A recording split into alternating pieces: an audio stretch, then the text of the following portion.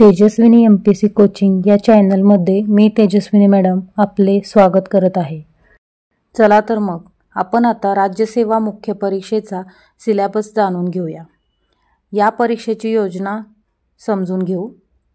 यामध्ये फर्स्ट तर लेखी परीक्षा असते जी 1750 गुणांची असते.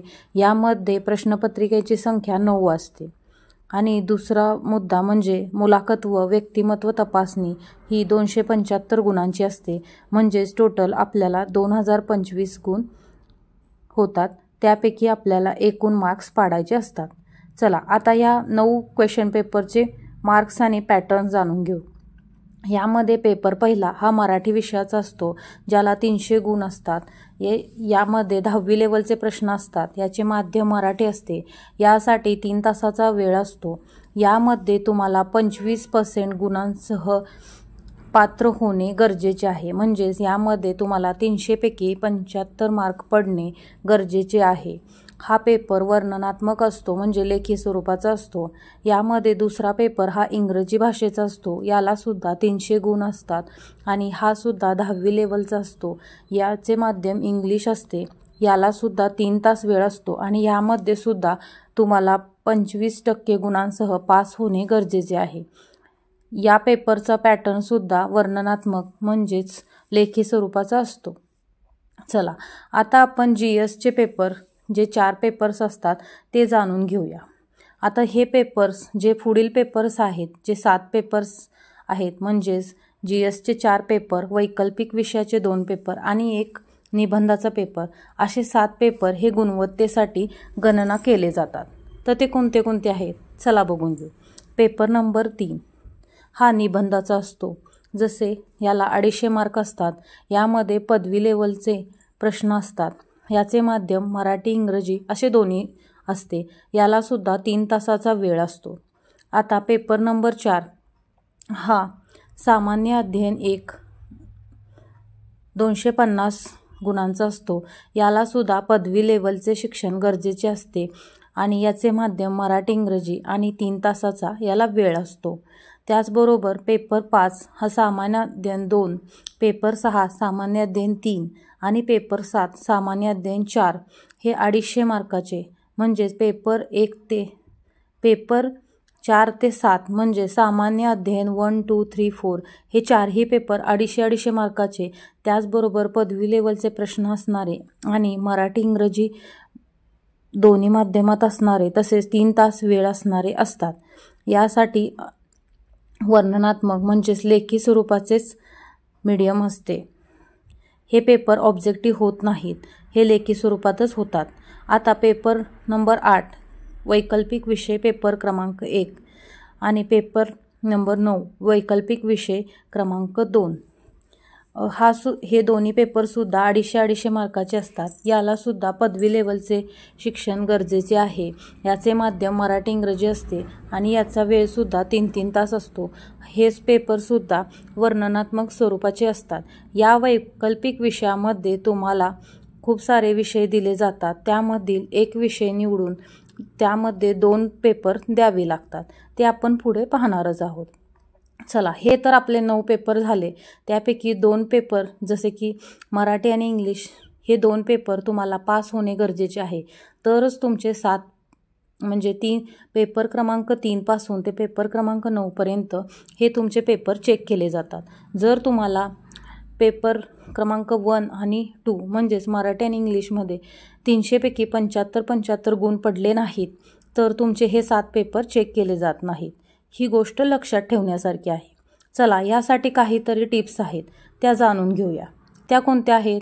जसे टिप नंबर 1 पेपर क्रमांक 3 ते 7 साठी उमेदवाराला प्रश्नपत्रिकेतील उत्तरे मराठी किंवा इंग्रजीमध्ये देण्याचा पर्याय उपलब्ध असेल. टिप नंबर 2 वैकल्पिक विषयातील ज्या पेपरसाठी मराठी व इंग्रजी माध्यम नमूद केले असेल त्याच भाषेतून म्हणजेच एकतर मराठी किंवा इंग्रजीतून उत्तरे देता येतील. ज्या विषयाचे माध्यम इंग्रजी असे नमूद केले आहे त्या विषयातील उत्तरे केवळ इंग्रजी भाषेतूनच द्यावे लागतील. म्हणजे इतर पेपर तुम्ही मराठीतून देऊ शकता, पण इंग्रजी विषयाचा पेपर हा इंग्रजीच माध्यमातून तुम्हाला द्यावा लागेल. चला टिप नंबर 3, मुख्य परीक्षेचे ऑनलाईन प्रणालीद्वारे अर्ज भरताना पेपर लिहिण्याचे माध्यम उमेदवारांना निवडावे लागेल याची त्यांनी नोंद घ्यावी. म्हणजे ज्या वेळेला तुम्ही मुख्य परीक्षेचा फॉर्म भरणार आहे ऑनलाईन, त्यावेळेस तुम्ही पेपर लिहिण्याचे माध्यम मराठी की इंग्लिश हे निवडणे गरजेचे आहे. चला टिप नंबर 4, वरील नियमांचे अनुपालन न केल्यास त्यांच्या उत्तरपत्रिकाचे अनधिकृत माध्यम म्हणून मूल्यमापन करण्यात येणार नाही. जर तुम्ही तसे निवडले नसल्यास, म्हणजे तुम्ही माध्यम जर ऑनलाईन फॉर्म भरताना निवडले नाही, तर तुमचे कोणतेही माध्यम नाही असे समजून मूल्यमापन करण्यात येणार नाही. आता टिप नंबर 5, प्रश्नपत्रिका मराठी, इंग्रजी व भाषेत तयार करण्यात येतात. भाषा प्रश्नपत्रिका मराठी साहित्य आणि इंग्रजी म्हणून नमूद केलेल्या माध्यमातून विषय वगळून, म्हणजेच प्रश्नपत्रिका म्हणजे जे पेपर 3 पासून जे पेपर 9 पर्यंत आहे ते मराठी किंवा इंग्रजी भाषेत तयार करण्यात येतात. त्यामध्ये पेपर 1 आणि 2 हे 2 पेपर सोडून. चला, हे तर आपलं झालं पेपरचा पॅटर्न आणि त्याच्या काही टिप्स. आता जे आपले 9 पेपर आहेत त्याचे आपण थोडक्यात सिलेबस जाणून घेऊया. पेपर क्रमांक 1, 300 गुण, मराठी भाषेचा अहर्ताकारी पेपर. महत्त्वाच्या गद्याचे वाचन आणि आकलन क्षमता. मराठी भाषेत स्पष्टपणे आणि अचूकरित्या कल्पना स्पष्ट करण्याची उमेदवारांमधील क्षमता तपासणे हे या पेपरचे उद्दिष्ट आहे. म्हणजे काय आहे, यामध्ये तुम्हाला पॅरेग्राफ दिले जातील, त्यामध्ये तुम्हाला स्पीड वाचन पाहिजे आणि आकलन क्षमता म्हणजे त्याद्वारे तुम्हाला काही प्रश्नांची उत्तरे शोधायची आहे, ज्यामुळे तुमची आकलन क्षमता कशी आहे, तुम्ही किती अचूकरित्या आणि किती स्पीडमध्ये उत्तरे शोधू शकता ही क्षमता तुमची तपासणे हे या पेपरचे उद्दिष्ट आहे. या प्रश्नांचे स्वरूप स्थूलमानाने पुढीलप्रमाणे असेल. 1. दिलेल्या परिच्छेदांचे आकलन, संक्षिप्त लेखन, परिपाठ आणि शब्दसंग्रह, लघुनिबंध, इंग्रजी ते मराठी आणि मराठी ते इंग्रजी भाषेत अनुवाद. ह्या 5 प्रकारे तुम्हाला प्रश्न असणार आहेत, ज्यामुळे तुमची मराठी कशी आहे, मराठीतील तुमची अचूक क्षमता कशी आहे हे चेक केलं जाणार आहे. हा पेपर अहर्ताकारी स्वरूपाचा असेल, म्हणजेच हा पेपर लेखी स्वरूपाचा असेल. या पेपरमधील गुण मानांकनासाठी मोजण्यात येणार नाही. म्हणजे ह्या पेपरमधले जे गुण आहेत ते मुख्य परीक्षेच्या एकूण गुणांमध्ये मोजण्यात येणार नाहीत. हा मुद्दा इथे लक्षात घेण्यासारखा आहे. चला, आता आपण पेपर 2चा सिलेबस बघून घेऊ. आता पेपर 2ला पण 300 गुण आहेत. हा पेपर इंग्रजी भाषेचा अहर्ताकारी पेपर आहे. याचे सुद्धा स्वरूप तसेच असेल. महत्त्वाच्या गद्याचे वाचन आणि आकलन क्षमता, इंग्रजी भाषेत स्पष्टपणे आणि अचूकरित्या कल्पना स्पष्ट करण्याची उमेदवारांमधील क्षमता तपासणे हे या पेपरचे उद्दिष्ट आहे. या प्रश्नाचे स्वरूप स्थूलमानाने पुढीलप्रमाणे असेल. म्हणजेच दिलेल्या परिच्छेदाचे आकलन, संक्षिप्त लेखन, परिपाठ व शब्द संग्रह आणि लघुनिबंध. हा पेपर अहर्ताकारी स्वरूपाचा असेल. या पेपरमधील सुद्धा गुण मानांकनासाठी मोजण्यात येणार नाही. म्हणजे हा पेपरसुद्धा डिस्क्रिप्टिव्हचा असेल आणि याचे सुद्धा गुण मुख्य परीक्षेच्या एकूण गुणामध्ये मोजण्यात येणार नाही. चला, आता आपण पेपर नंबर 3चा सिलेबस बघून घेऊ. पेपर नंबर 3 हा 200 गुणांचा असेल, जो निबंधाचा असणार आहे. उमेदवारांनी निबंधाच्या पेपरमध्ये बहुविविध विषयावर निबंध लिहिणे आवश्यक असेल. निबंधाच्या विषयाची सुसंगत मांडणी करणे, क्रमवार संकल्पनाची मांडणी करणे आणि संक्षिप्त लेखन करणे त्यांच्याकडून अपेक्षित आहे. म्हणजे तुम्हाला निबंधासाठी जे कोणतेही विषय दिले असतील त्या विषयावरती तुम्ही पॅरेग्राफद्वारे क्रमवार संकल्पनाची मांडणी करणे गरजेचे आहे आणि त्यावरती संक्षिप्त लेखन करणे गरजेचे आहे. जसे की जो निबंध तुम्हाला दिला आहे त्याच आधारे तुम्हाला लिहिणे गरजेचे आहे. असे नको की तुम्ही कोणता तरी निबंध पाठ केला आहे आणि त्याचा इथे काही संबंध नाही आणि तुम्ही लिहून येत असाल तर ते तुमचे मूल्यांकन केले जाणार नाही. चला, आता आपण पेपर नंबर 4 याचा सिलेबस जाणून घेऊ.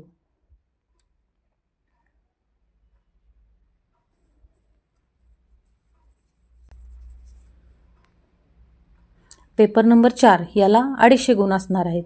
म्हणजे सामान्य अध्ययन पेपर 1. आता यामध्ये काय काय आहे? भारतीय वारसा आणि संस्कृती, इतिहास आणि जागतिक भूगोल, महाराष्ट्राच्या काही सारांशासह. यामध्ये आता आपण बघूया पहिला पॉईंट, भारतीय संस्कृतीमध्ये प्राचीन ते आधुनिक काळापर्यंत असलेली कलेची रूपे, साहित्य व स्थापत्यकला यांच्या ठळक पैलूचा समावेश केला राहील. म्हणजेच तुम्हाला भारतीय संस्कृतीमध्ये प्राचीन ते आधुनिक काळापासून जी काही कलेची रूपे, साहित्य, स्थापत्यकला यांची ठळक पैलू जे आहेत यांचा इथे अभ्यास करावा लागेल. आता दुसरा पॉईंट बघू. महाराष्ट्रातील संत चळवळीच्या विशेष संदर्भात भक्ती चळवळ आणि त्यांचे तत्त्वज्ञान. म्हणजेच महाराष्ट्रात ज्या संत होऊन गेले, त्यांच्या कोणत्या चळवळी झाल्या, त्यांनी काय काय तत्त्वज्ञान केले, हे सर्व तुम्हाला इथे अभ्यासायचे आहे. तिसरा पॉईंट, आधुनिक भारताच्या इतिहासातील 18व्या शतकाच्या मध्यापासून आजपर्यंतच्या महत्त्वपूर्ण घटना आणि महत्त्वपूर्ण व्यक्ती आणि समस्या. म्हणजेच तुम्हाला इतिहास अभ्यासायचा आहे. जसे की आधुनिक भारताच्या इतिहासातील 18व्या शतकाच्या मध्यापासून, म्हणजे आपण जसे 1857चा उठाव ते आजपासूनच्या महत्त्वपूर्ण घटना, महत्त्वपूर्ण व्यक्ती आणि त्यांच्या समस्या, ह्या सर्वांचा आपल्याला इथे आढावा घ्यायचा आहे. त्याचबरोबर स्वातंत्र्य लढ्यातील विविध टप्पे आणि देशाच्या निरनिराळ्या भागातील स्वातंत्र्य लढ्यात योगदान देणारे महत्त्वाचे व्यक्ती व त्यांचे स्वातंत्र्य लढ्यातील योगदान. त्यानंतर स्वातंत्र्योत्तर एकत्रीकरण आणि देशांतर्गत पुनर्रचना. जगाच्या इतिहासामध्ये 18व्या शतकापासून औद्योगिक क्रांती, जागतिक युद्धे, देशाच्या भूसीमांची पुनर्रचना, वसाहतवाद, निर्वसाहतवाद, राजकीय तत्त्वज्ञान जसे की साम्यवाद, भांडवलशाही, समाजवाद इत्यादी, त्यांची रूपे व समाजावरील त्यांचा प्रभाव यांचा समावेश राहील. भारतीय समाजाची ठळक वैशिष्ट्ये आणि भारताची विविधता. महिला व महिला संघटनांची भूमिका, लोकसंख्या आणि त्यासंबंधित मुद्दे, दारिद्र्य व विकासात्मक प्रश्न, नागरीकरण यांचे निगडीत समस्या व त्यावरील उपाययोजना, जागतिकीकरणाचे भारतीय समाजावरील परिणाम, सामाजिक सबलीकरण, जातीयवाद, प्रांतवाद आणि धर्मनिरपेक्षता, जगाचा प्राकृतिक भूगोल व त्याची ठळक वैशिष्ट्ये. त्याचबरोबर जागतिक प्रमुख नैसर्गिक साधनसंपत्तीचे वितरण जसे दक्षिण आशिया व भारतीय उपखंड यांसह जगातील विविध भागातील प्राथमिक, द्वितीय व तृतीय औद्योगिक सेवांच्या स्थानाला जबाबदार असणारे घटक, ते पण भारतासह भूकंप, त्सुनामी, ज्वालामुखी हालचाली, चक्रीय वादळ इत्यादी अशा महत्त्वाच्या भूप्राकृतिक घटना, भौगोलिक वैशिष्ट्ये आणि त्यांचे स्थान, महत्त्वाची भौगोलिक वैशिष्ट्ये जसे जलाशये आणि हिमनग यांसह, तसेच वनस्पती आणि प्राणी यांच्यातील बदल, अशा बदलांचा परिणाम. म्हणजेच थोडक्यात आपल्याला सामायन अध्ययन या पेपरमध्ये भारतीय वारसा, कला, संस्कृती, इतिहास आणि जगाचा तसेच महाराष्ट्राचा भूगोल, भारताचा भूगोल ह्या गोष्टी अभ्यासायच्या आहेत. चला आता आपण पेपर नंबर 5 याचा सिलेबस बघून घेऊया.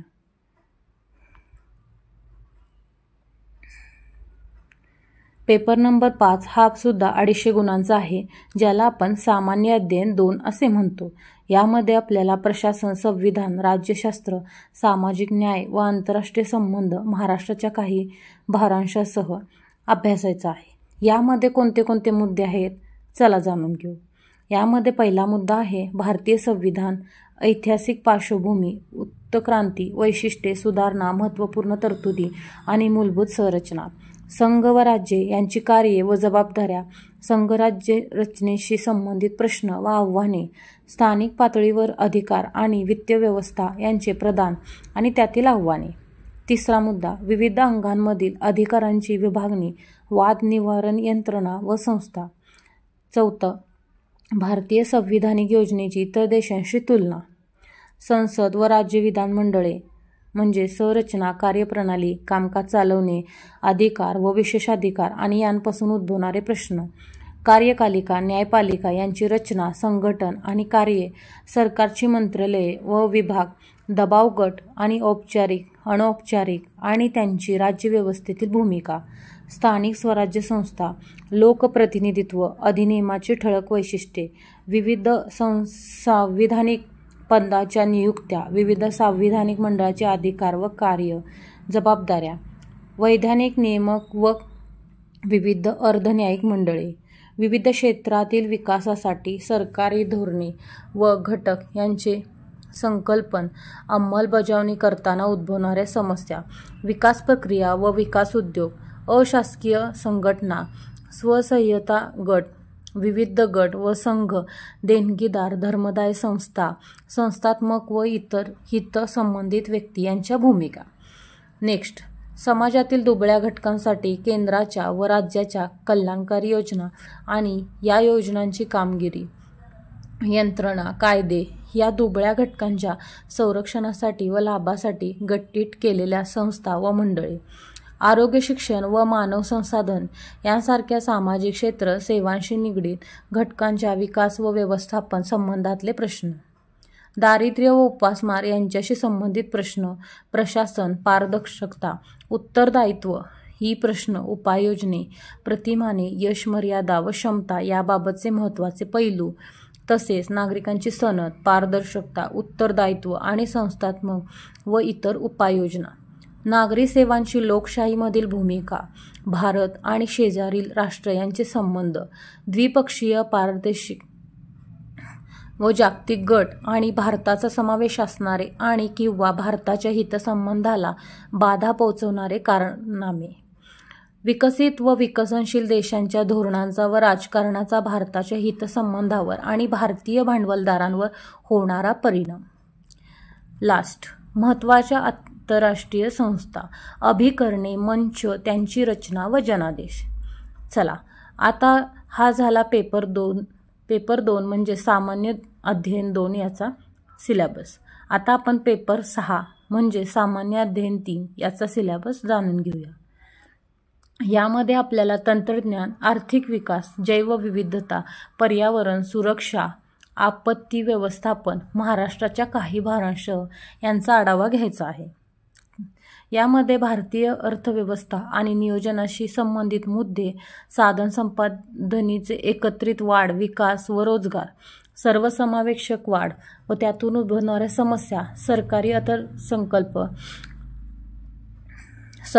अर्थसंकल्प, देशाच्या विविध भागातील मुख्य पिके व पीक पद्धती, विविध प्रकारचे सिंचन व सिंचन पद्धती, साठवण, शेती उत्पादनांची वाहतूक व विपणन, मर्यादा व संबंधित अडचणी, शेतकऱ्यांच्या सहाय्यासाठी ई-तंत्रज्ञान, प्रत्यक्ष आणि अप्रत्यक्ष शेती अनुदान आणि किमान आधारभूत किमतीशी संबंधित मुद्दे, सार्वजनिक वितरण प्रणाली उद्दिष्टे, कार्यप्रणाली, मर्यादा, सुधारणा, शिल्लकी साठा व अन्न सुरक्षाची समस्या, तंत्रज्ञान मोहीम, पशुपालनाचे अर्थशास्त्र, भारतातील अन्न प्रक्रिया आणि संबंधित उद्योग, व्याप्ती आणि महत्त्वस्थान, प्रतिवाह व अनुवाह, आवश्यकता, पुरवठा साखळी व्यवस्थापन, भारतातील जमीन सुधारणा, अर्थव्यवस्थेवर उदारीकरणाचे परिणाम, औद्योगिक धोरणातील बदल आणि औद्योगिक विकासावर त्याचे परिणाम, पायाभूत सुविधा, ऊर्जा, बंदर, रस्ते, विमानतळ, रेल्वे इत्यादी, गुंतवणूक, प्रतिमाने,